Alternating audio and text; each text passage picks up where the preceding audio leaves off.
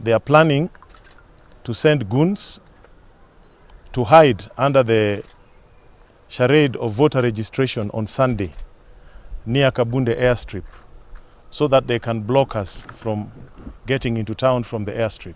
They are planning to block the bridges that lead into Homa Bay town.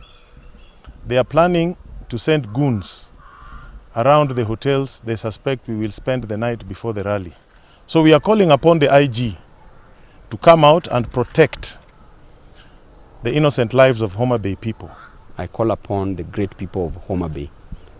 Do not be cowed. Come, attend these rallies. We are not cancelling any rally in Homa Bay. I want to assure the people of Homa Bay that if the police and the authorities cannot undertake their legal and constitutional duty by offering protection to those who will come to the rally, we are also very well prepared to make sure that everybody who will come to the rally will be safe